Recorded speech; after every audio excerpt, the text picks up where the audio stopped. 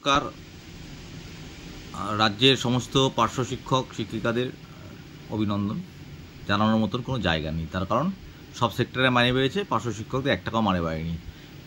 যেটা নিয়ে আজকে একটু ভিডিওটা করছি সেটা হচ্ছে, ইতিমধ্যে বিভিন্ন রাজ্যের বিভিন্ন প্রান্তে পার্শ্ব শিক্ষকদের ভোটের ডিউটি আসছে, যেখানে ইলেকশন কমিশন বলছে যে কোনো কন্ট্রাকচুয়াল কর্মীদের ভোটের ডিউটি দেওয়া যাবে না।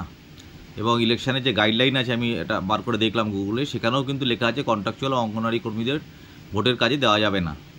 সেক্ষেত্রে দাঁড়িয়ে আমরা তো কন্ট্রাকচুয়াল কর্মী, অন্তত কাগজপত্রে তাই লেখা আছে যে 5 লাখ টাকার যে অর্ডারটা আছে গ্র্যাচুইটি বাবদ, যে লামসাম অ্যামাউন্ট হয়, সেখানে কন্ট্রাকচুয়াল কর্মী হিসাবে আমাদের দেখানো আছে।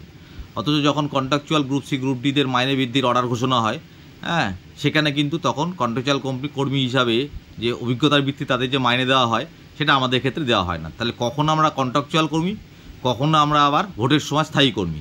তা এটার কোনো উত্তর আরটিআইকে যখন করেছিলাম, সমগ্র শিক্ষা দপ্তর দিতে পারেনি।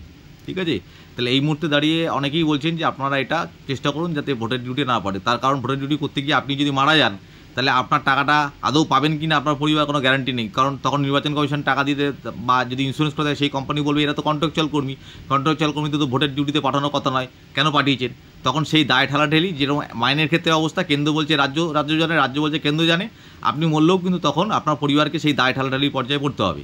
সেই জায়গায় দাঁড়িয়ে আমি রাজ্যের নির্বাচন দপ্তরে ফোন করেছিলাম, যে আমরা বলিনি কারা, কিন্তু বলেছি যে কন্ট্রাকচুয়াল কর্মীদের ভোটের ডিউটি নেওয়া হচ্ছে, তারা করতে আগ্রহী না। বলে আপনারা এই বিষয়ে যদি কমপ্লেন থাকে, আপনারা নির্দিষ্ট মেল নাম্বার দিল আমায়, সেটা কমপ্লেন করার জন্য।